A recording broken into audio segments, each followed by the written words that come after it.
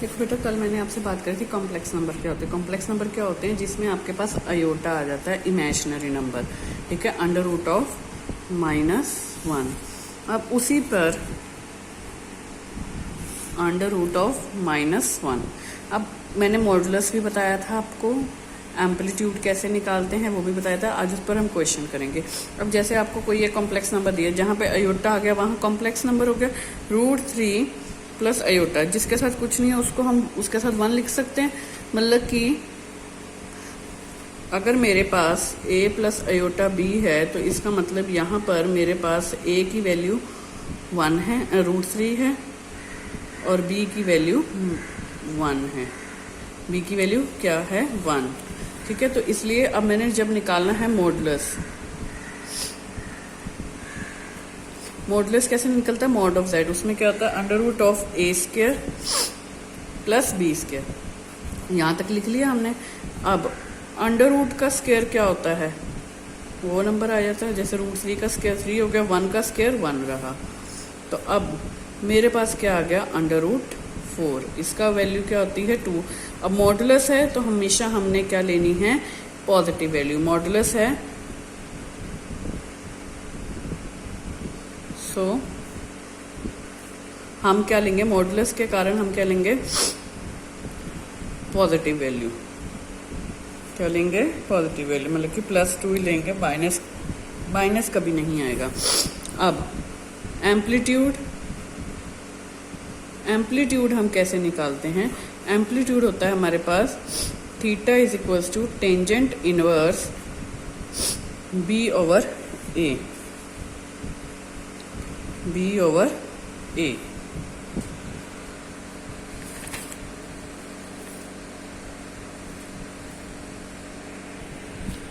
क्या था? Tangent inverse b/a। अब यहाँ पे b की वैल्यू क्या है? 1। b की वैल्यू क्या है? 1, और a की वैल्यू √3। तो मैंने ये कहा था कि जब ऐसी बात होती है हम टेंजेंट को इधर ले जाते हैं तो क्या बन जाता है? Tangent theta. इनवर्स खत्म हो गया ना, तो यहाँ पे क्या रह गया? 1/3। और आपने जिसने भी ट्रिग्नोमेट्री पढ़ी है उसको पता है कि ये किसके इक्वल होता है? टेंजेंट 30 के इक्वल। तो हमारे पास थीटा क्या आ गया? 30। तो हमारा एम्पलीट्यूड क्या आ गया? 30। तो पहले तो हमने a और b देखना है क्या है, फिर उससे मैंने यहाँ पे स्क्वायर कर ऐड कर देना है। जो अंडर रूट में आ रहा है उसकी पॉजिटिव वैल्यू ले लेनी है। ठीक है, ये हो गया एक पार्ट। फिर एम्पलीट्यूड, कई जगह पे यहाँ पे आर्गुमेंट भी लिखा हो सकता है, आर्गुमेंट। ठीक है, वो क्या होता है? Theta is equal to tangent inverse b/a। ठीक है, तो मैंने यहाँ पे b की वैल्यू पुट करी, a की वैल्यू पुट करी, टेंजेंट को इधर ले गई। उसके बाद क्या है? Tangent theta is equal to 1/√3 is equal to, अब ये वैल्यू किसकी होती है? टेंजेंट 30 की। तो मेरा टेंजेंट कैंसिल हो गया, आंसर क्या आ गया? आंसर आ गया।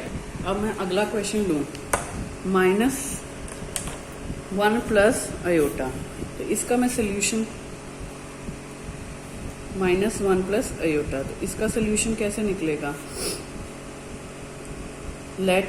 पहले तो हम मान लेते हैं कोई भी चीज़ लिखी होती है -1 प्लस अयोटा। ठीक है, अगर कंपेयर करूं तो a की वैल्यू यहाँ से क्या आ गई मेरे पास? -1, b की वैल्यू 1। ठीक है, अगर मैं a प्लस अयोटा b के साथ कंपेयर करूं तो a की वैल्यू -1, b की वैल्यू 1। ठीक है, तो मॉड ऑफ z किसके इक्वल होता है? Modulus a² plus b²। a की वैल्यू क्या है यहाँ पे? -1² प्लस 1²। -1 का स्क्वायर भी 1, 1 का स्क्वायर भी 1, तो ये क्या गया? √2। अब √2 की वैल्यू तो √2 ही रहेगी, तो मीन्स मॉड ऑफ z क्या आ गया? √2। अब एम्पलीट्यूड क्या है?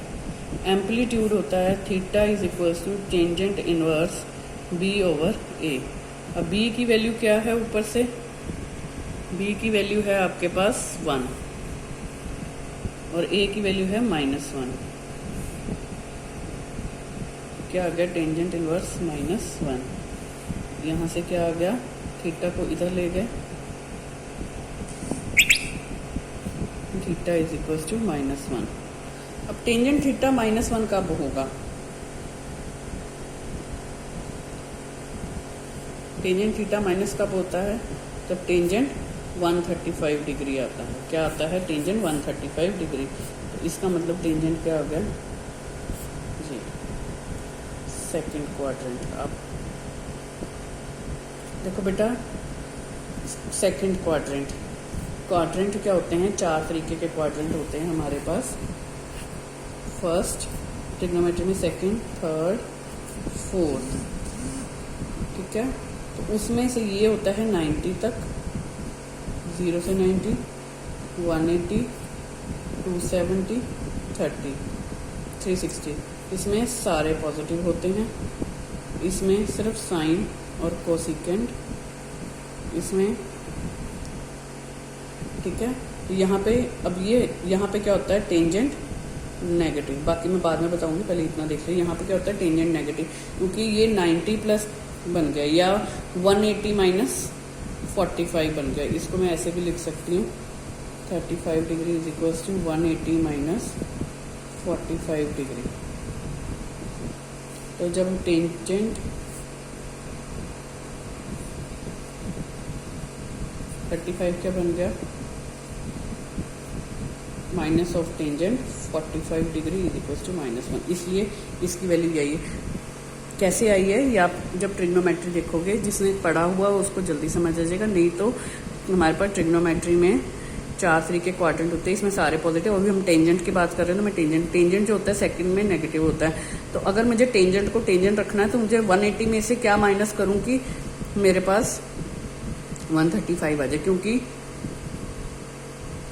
टेंजेंट में से 180 में से मैं क्या माइनस करूं कि मेरी वैल्यू जो है वो 1 के इक्वल आ जाए। तो टेंजेंट जो 1 होता है वो 45 डिग्री पे होता है, पता है ना। टेंजेंट 1 जो होता है, टेंजेंट 45 डिग्री जो होता है वो 1 के इक्वल होता है। पर यहाँ पर क्या है? माइनस। तो माइनस टेंजेंट 45 किसके इक्वल होता है? टेंजेंट 180 माइनस 45 के, 180 माइनस 45 के। तो वो क्या बन जाता है? टेंजेंट 135। क्या बन जाता है? टेंजेंट 135। टेंजेंट को टेंजेंट रखना है, इसलिए मैं 180 में से माइनस कर रही हूँ। तो माइनस ऑफ टेंजेंट 45 किसके इक्वल होता है? Tangent 180 minus 45। दोबारा से देख लो, यहाँ तक आया -1। टेंजेंट 1 जो होता है वो टेंजेंट 45 जो होता है वो 1 के इक्वल होता है, बट यहाँ पर है माइनस। क्या है? माइनस। माइनस के कारण क्या हो गया? वो किसके इक्वल हो गया? टेंजेंट 180 माइनस 45 के। सिर्फ इस माइनस साइन के कारण मुझे ये काम करना पड़ा, 180 माइनस 45। तो 180 में से जब मैंने माइनस किया 45, तो वो क्या बन गया? टेंजेंट 135। उल्टा चलो, -1 के कारण ये बन गया माइनस टेंजेंट 45। इसको उसके कारण बना ये 180 माइनस 45, उसके कारण बन गया ये एंगल। तो उल्टा, -1 के कारण माइनस टेंजेंट 45 लिखना पड़ा। उसको पॉजिटिव बनाने के लिए मुझे लिखना, उसकी वैल्यू निकालने के लिए मुझे टेंजेंट 180 माइनस 45 लिखना पड़ा, और 180 में से 45 माइनस करेंगे तो 135। तो अल्टीमेटली हमारा एंगल क्या बन गया? 135। इस -1 के कारण हमारा एंगल जो क्या बन गया? 135। तो आंसर क्या आ गया? 135। ठीक है। अब देखो अगला क्वेश्चन, वो था हमारा एम्पलीट्यूड और आर्गुमेंट निकालने का। अब हमने निकालना है, अब हमने एक्सप्रेस करना है, express the following complex number in polar form. Polar form में लेके आना। पोलर फॉर्म मैंने आपको बताई थी कि जो कॉम्प्लेक्स नंबर होता है पोलर फॉर्म में कैसे आता है? r into cos theta plus iota sine theta. और यहाँ पे हमारे पास क्वेश्चन में क्या दिया हुआ है? 2 प्लस अयोटा 2√3। तो वो मैंने लिख दी वैसे ही, a की जगह 2, b की जगह 2√3। तो ये 2 प्लस अयोटा 2√3 जो है वो किसके बराबर हो जाएगा? r into R multiply by cos theta plus iota sine theta. अब इसको मैं और कैसे लिख सकती हूँ? r cos theta plus iota r sine theta, ये इसके इक्वल हो गया। अब मैंने क्या करना है? रियल पार्ट और इमेजिनरी कंपेयर कर देनी। कंपेयरिंग मतलब कि बराबर रख देना। Comparing real and imaginary parts मतलब जो बिना अयोटा के है उसको बिना अयोटा के साथ लिख देना है, जो अयोटा वाला है उसको अयोटा वाले के साथ लिखना है। अयोटा नहीं लिखना, अयोटा के साथ वाला नंबर लिखना है। तो 2 बिना अयोटा के है तो वहां पे दूसरी साइड पे बिना अयोटा के क्या है, r cos थीटा, और इधर अयोटा के साथ क्या है 2√3, और उधर अयोटा के साथ क्या है r sin थीटा। ठीक है, अब क्या करना है, इसको 1 नंबर दे दो, इसको 2 नंबर दे दो। अब मैं क्या करूंगी, इनको स्क्वायर और ऐड, मतलब कि इनको स्क्वायर कर दूंगी और जमा कर दूंगी। 2 का स्क्वायर प्लस 2√3 का स्क्वायर, स्क्वायर भी कर दिया और ऐड भी कर दिया। इधर भी r cos theta square plus r sin theta square. 2 का स्क्वायर क्या होता है 4, इधर 2 का स्क्वायर 4√3 का 3 प्लस r स्क्वायर cos के मल्टीप्लाई में ना r स्क्वायर cos के theta plus r square sin square theta. अब इसमें से मेरा r कॉमन आ जाएगा और इधर 4 प्लस 12, क्योंकि इसको इससे गुना करूंगी तो 12 आ जाएगा। तो r स्क्वायर कॉमन, अंदर क्या बच गया cos के theta plus sin square theta. और आपने ट्रिग्नोमेट्री में पढ़ा है कि ये जो होता है ये 1 के इक्वल होता है। तो ये क्या हो गया 16 is equals to r square. तब r की वैल्यू क्या होगी √16। अब r क्या है, एक मॉड्यूलस है, तो इसकी वैल्यू भी हमेशा हम पॉजिटिव लेंगे, ऑलवेज पॉजिटिव। ठीक है, ये निकल आया। अब इसी से हमने कॉस निकालना है। अब पुटिंग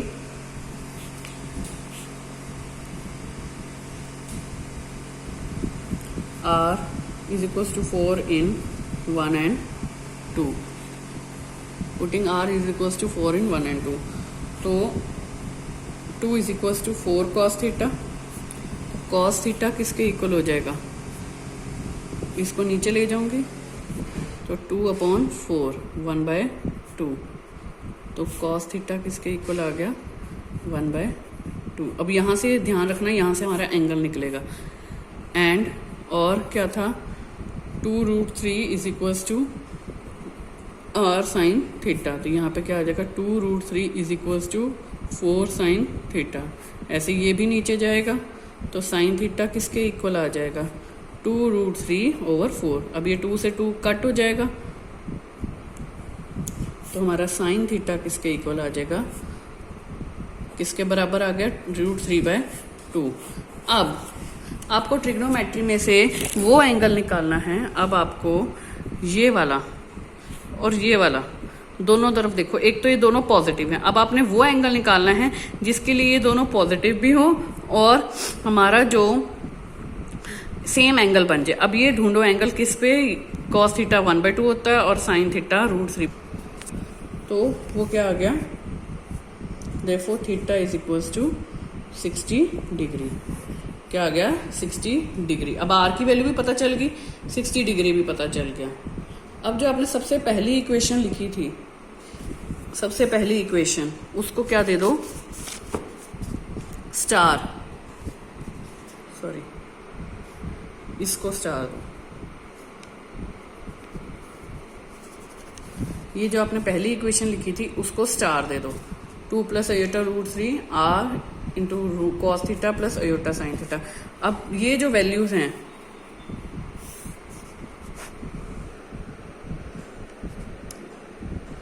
इसको a नाम दे दो, इस वाली r इज इक्वल टू 4 को a नाम दे दो और इसको b दे दो। अब क्या लिखोगे, डालने को क्या कहते हैं पुट। तो क्या लिखेंगे, putting a and b in, किस में डालनी है मुझे, स्टार में। तो putting a and b in star, तो क्या आ जाएगा 2 + iota 2√3 is equal to 4 into